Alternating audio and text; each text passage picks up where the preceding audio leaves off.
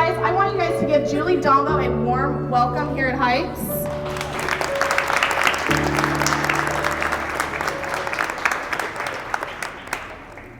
I worked with Julie at Hayesville, and she was amazing with our kiddos. So I wanted her to come out and tell her story today, and she's been through a lot, and she has persevered through all of it. So I want her to tell her story so you guys see the importance of perseverance, okay? Good afternoon. I'm really glad to be here today. Every day's a gift. I should have died. I am very, very lucky that I'm still alive. And when Christina asked me to come out and speak to you guys, I was really nervous because I have talked to some elementary schools and middle schools and adults, but I haven't actually talked to high school kids. I was a teacher for 13 years and then a middle school counselor for 25 years. And I loved working with kids, but the big kids always scared me. So I didn't go all the way up to high school, but I'm really glad to be here. I was thinking last night about the message I wanted to share with you. And what really popped in my mind is what we have in common. We all have fear in common. I know a lot of times you guys might be fearful of your home situation. You could be dealing with abuse or neglect. Is there going to be enough food for your family? Are you going to be able to pass your classes? Is the algebra class too hard and you're not going to make it? Should you stay in school or drop out? We have those fears, and as adults we do too. I always had the fear of, was my family or I going to get some kind of a disease or cancer or make enough money to have a nice life and go on vacation. All those kind of fears. The fear that I had when I faced the robber was a different kind of fear. It's a kind that makes your heart pound and you realize that you're about to die. The robber came in the store, and I wanted to tell you, fear can stand for two different things.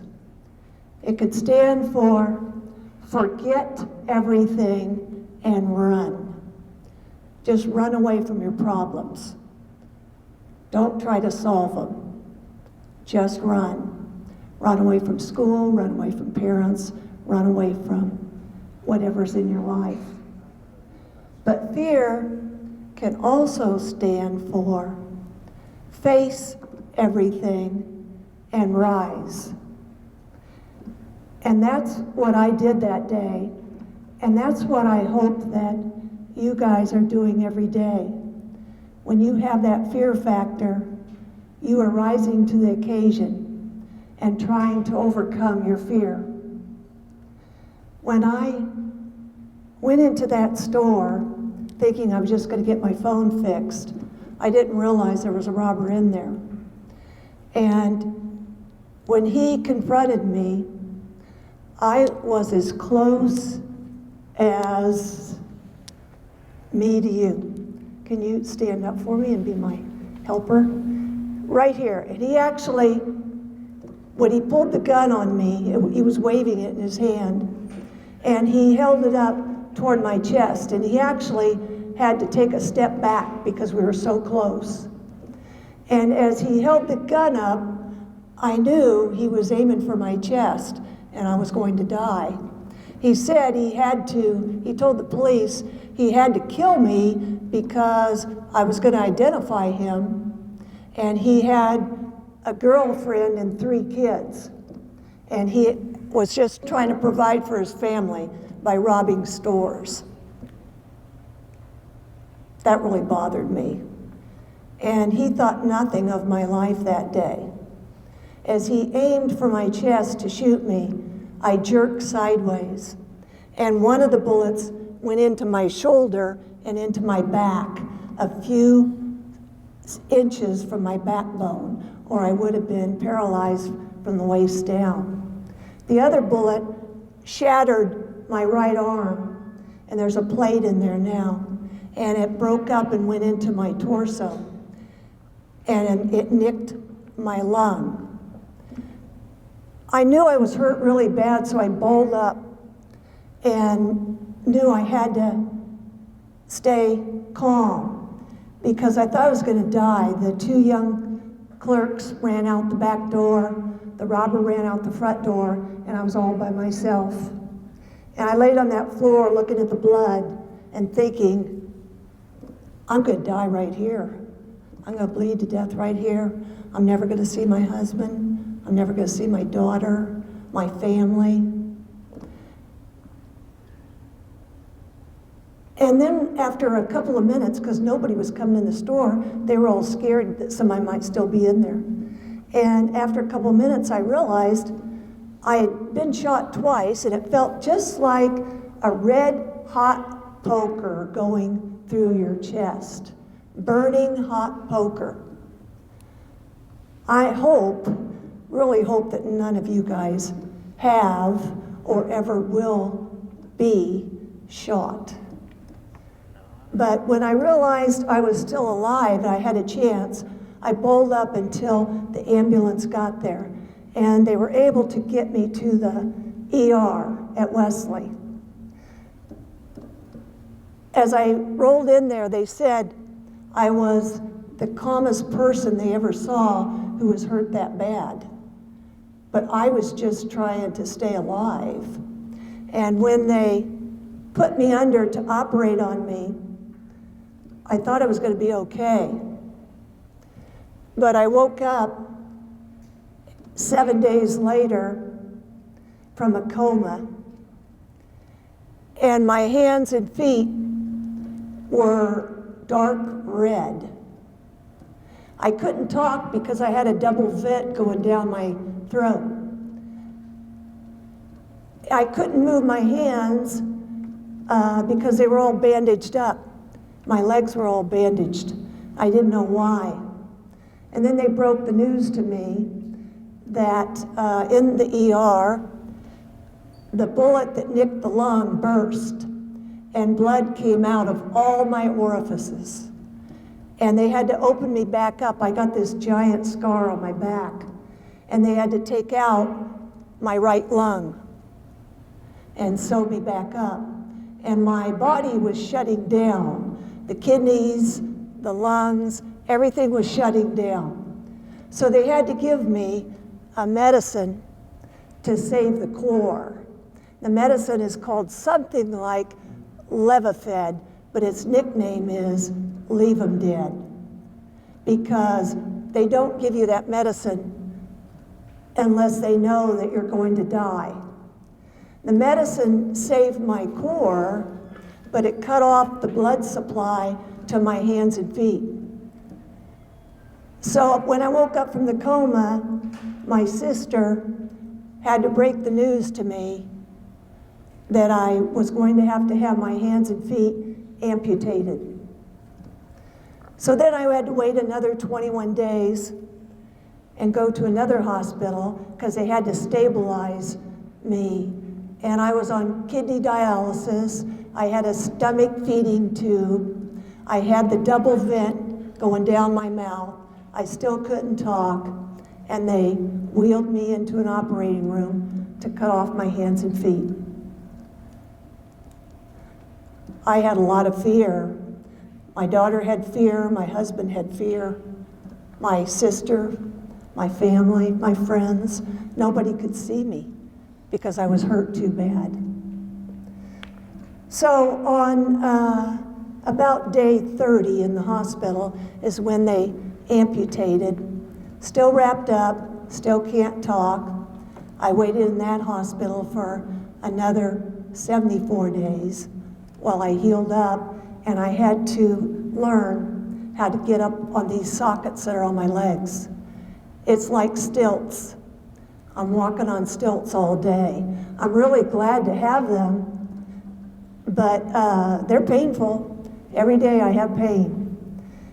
And when I lost my hands, luckily for me, insurance would not pay for these because they were too expensive.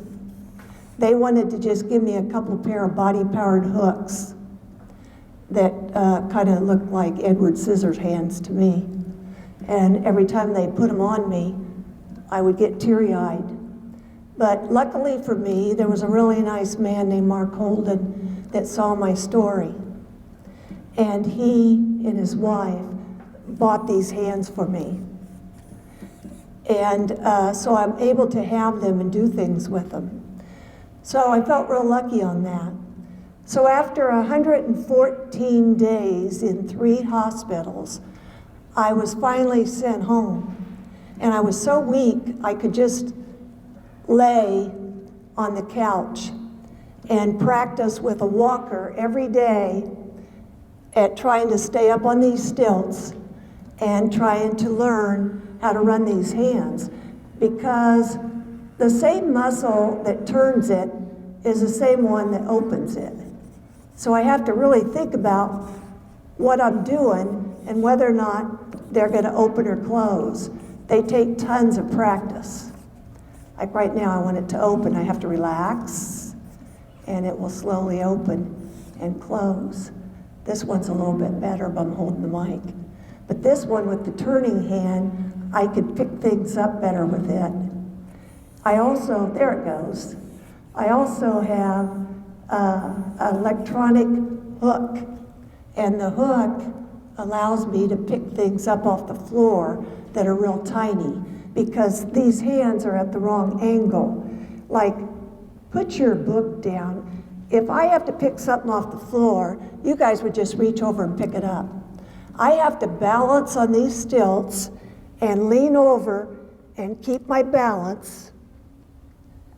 And the people that are close will see the hands are at the wrong angle. When I go to close them, they can't quite grab that book because they don't have wrists.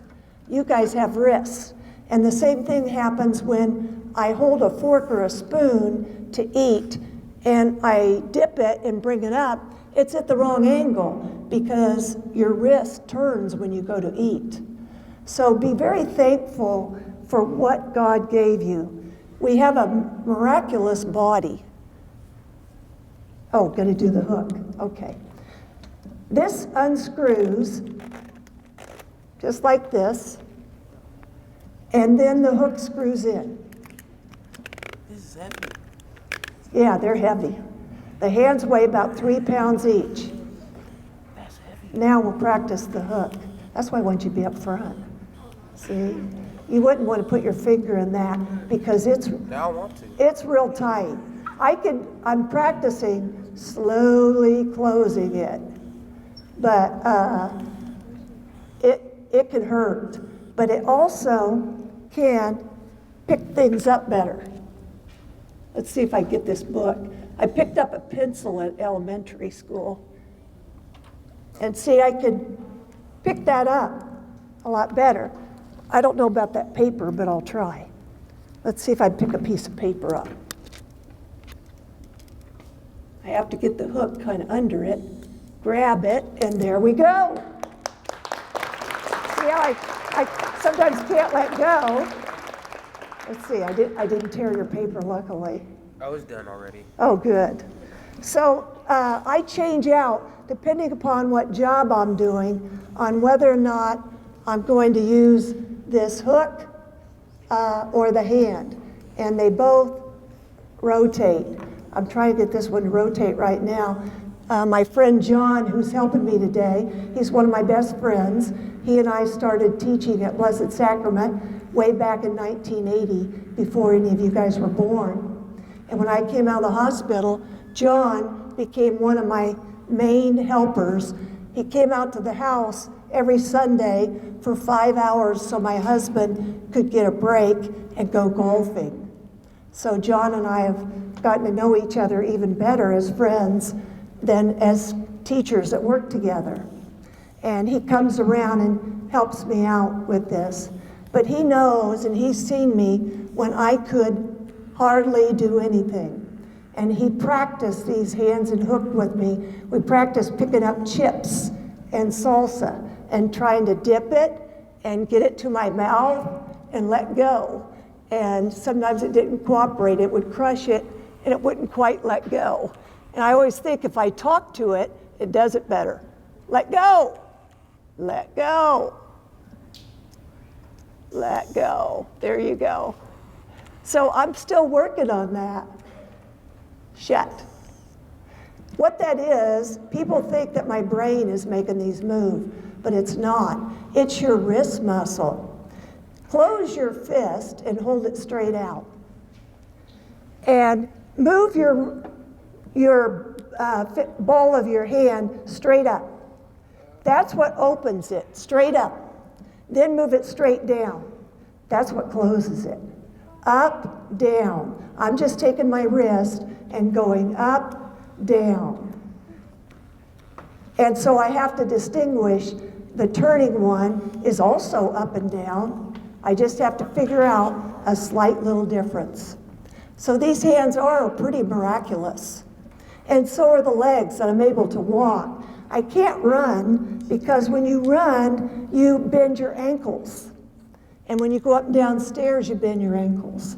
Or go up and down a ramp, you bend your ankles. And I don't have ankles. So ramps and stairs and running are real hard for me. Running's totally out. But I can walk pretty fast. I've got myself up to about a 24-minute mile walking fast. It used to be 13 minutes when I had my hands and feet, but it's gone down a little bit. I wanted to show you what these look like. Kids are always curious what they look like underneath, and we got a little bit of time that I'm going to do that. This whole thing takes tons of perseverance. Have they ever talked about that word in school with you guys? Do you know what it means to you, perseverance? What's that word mean? Just trying to push through something. Exactly. Keep going. Exactly. You just keep pushing through. You don't stop no matter what.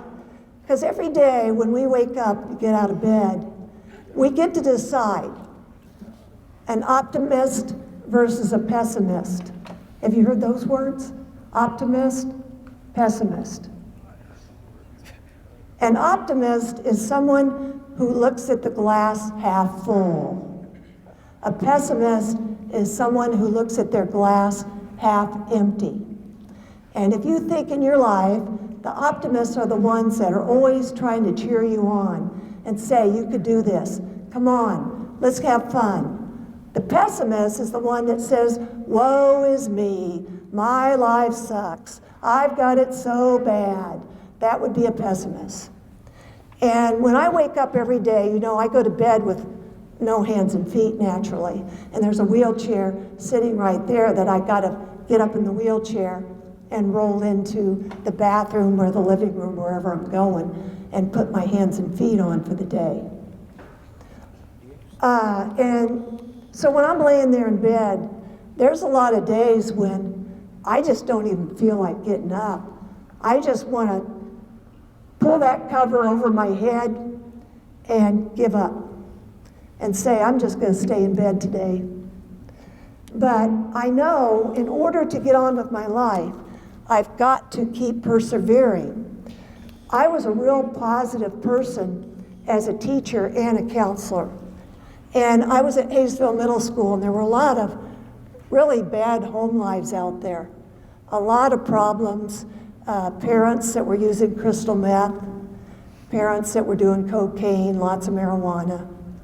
They had problems. The kids would come to school and tell me because they trusted me. And I felt like I had to keep a smile on my face because they might not see one all day long. They were the kids that the teachers didn't really want because a lot of times they were the ones that acted up in class. They were the ones that were trying to hide their fear by acting up or goofing off. They didn't necessarily want to go home and figure out a time to study and do those term papers. That's too tough. So they would just give up. They would not persevere. And I felt like if I kept giving them the positive message, I could have some of my joy rub off on them. I didn't want that guy that shot me to take my joy away. I still wanted to be a joyful person. And this deal brought on all that fear. So every day, no matter how scared I am, no matter what's facing me, I pull myself into that wheelchair, get dressed, and start another day working on how it feels to have no hands and no feet. Because these legs, you can only walk so long on them, and you get real tired and they hurt, so you gotta take them off, be in the wheelchair. The hands, as these guys saw, are very heavy. The hands weigh 3 pounds each. And it's 3 pounds right out here on the end of your hands. It'd be like if you took a 3-pound weight and tied it onto the back of your fingers and went around all day long with that 3-pound weight. And you kind of see what my day's like. So there's a lot of times when I just have no hands at all, and I try to figure out what I can do without hands. And I have learned how to eat with a very simple cuff that's, did we bring the cuff in, John? That my daughter found on internet for $10. And we put that cup on the end of my limb and stick a fork or a spoon in it. And it's very simple. That helps me eat better than my hands did, because the hands, like I said, don't have a turning wrist. I also have a cup that a friend of mine invented that goes on the end of my limb, and it has a stylus. And when my phone rings, I can stick that cup on the end of my limb and run my phone. Can you guys imagine what it'd be like if you could never run your phone again? Ooh, Hard, huh? that's tough. And I love the microphone. That helps me send messages, because it's still hard for me to punch those buttons. I want that, because Google be tweaking. You want one of those cups? No, I want the microphone. The microphone on your phone? They're very helpful. Google be tweaking. I'm going to show you now what my feet and my hands look like underneath my apparatus.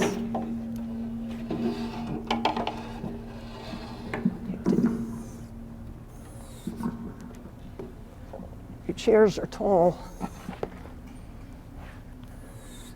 I was 5'4" before the incident, and my prosthetist asked me if I wanted to be any taller. I could be as tall as I wanted to be, because these go up and down. And at first I started out being 5'7", but that was a little tall to balance on, so I took myself down to 5'4" again. But that was one thing that I had to decide, was how tall I wanted to be. So John's going to show you these sockets pull off by pushing this little knob down. And on the end, this is a rubber sleeve that John will show you too. Sometimes little kids think I've got a screw coming out of my leg, but it's actually coming out of the rubber. You have to put socks on to keep it padded, and then the rubber peels off. And then that's the end of my leg, and the screw is on the inside. And you could see when you're close up, see, that's why I want you guys to be close, that it's all red. And that's where it starts rubbing and hurting. But that's what allows me to stand up, which I love, because I wouldn't want to go around all day long in a wheelchair. I might have to sooner or later when I'm old, because I have osteoporosis from the incident. And if I fall and break a hip, I would be in a lot of trouble. So I try really hard not to fall. Want to put back on? When John puts it on, it has to be lined up perfect, or it hurts and it isn't balanced right. This took a lot of practice.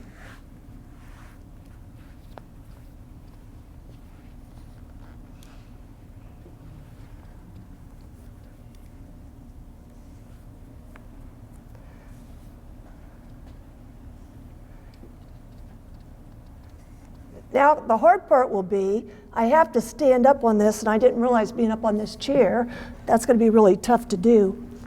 Okay, at least I got the other one on. And I have to get that screw into the socket until it clicks in. Good. That was easier than I thought. And then it's back on. The hands, I'll turn one off. There's a little on-off switch, and I gotta get a hold of them and pull my elbow out over it, and they're very painful to get off and on, especially off, because you put rubbing lotion on this.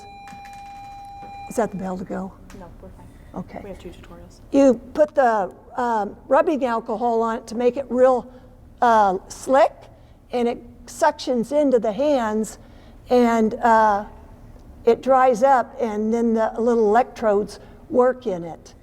And John can probably show you if he walks around.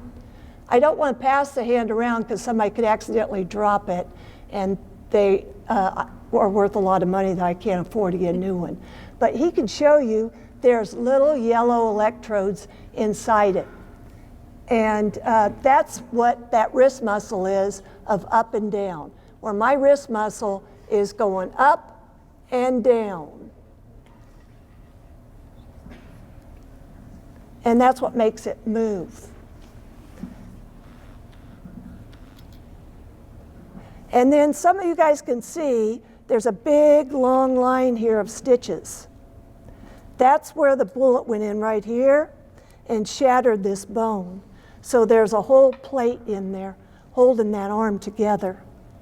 And I feel very lucky that they could save that arm, because if they couldn't, the amputees that lose their hands or their feet above the elbow or the knee have it a lot worse off than I do, because they'd have to have electronic knee or elbow.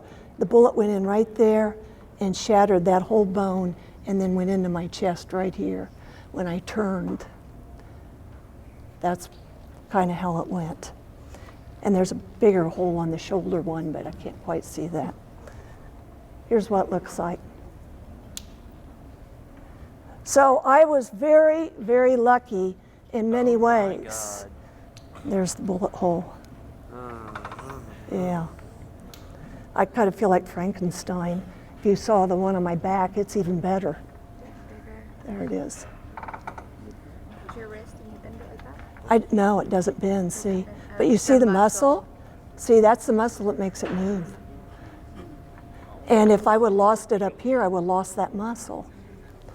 So when I was in the hospital, though, it looks like I had a lot of bad luck. But I actually had a lot of good things, too. I lost one lung, but I kept the other one. I had amputations that were below the elbow and knees, so I got to keep my elbow and knees, which was really big.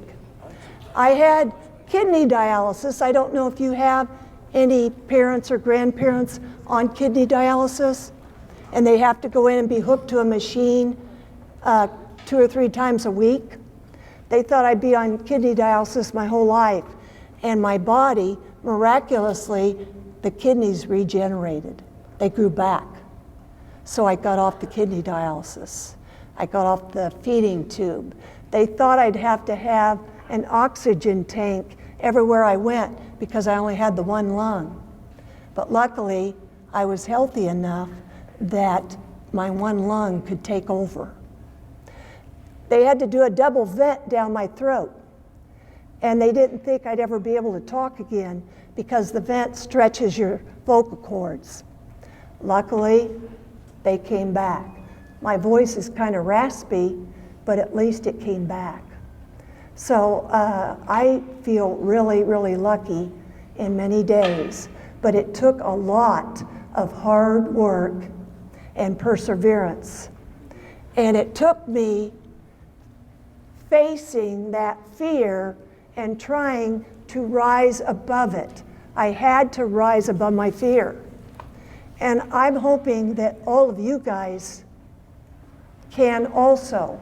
And when you get down and out about life and you just think it's the end of the world, I hope you think of me and think, well, at least I have my hands and feet. And that's what I think every day, how lucky you are to have your hands and feet. I would have given anything to have just one hand back. But it is what it is, and I am going to persevere, and I am going to go out and share my message. And hopefully, if I can just touch one or two people in here, it's all worth it to me. It's all worth it. I'm trying really, really hard to be a positive role model and share my joy. That's what I want to do. The perpetrator that shot me got 31 years in jail. He should have got life. For attempted first-degree murder, that he attempted to murder me. So he could be out. He was 26 when he did it.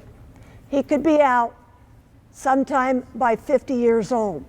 And that bothers me, because I think since he put me in prison for life, he should be in prison for life too. Me too. Isn't that fair? Yeah. But it's not that way. So I'm just kind of hoping, he's at El Dorado prison, I'm kind of hoping that maybe he wakes up and has a little fear every day too. How much do the hands cost? You know what? That is a very good question. I'm going to tell you because you're going to freak out. Okay. The hook cost $13,000. Oh, The hands are state of the art. They cost $260,000. $260,000. Now you could kind of see why we couldn't afford them and why the insurance doesn't want to pay for them. Is that including the legs? That's a whole house. That's just her hands. That's just the hands.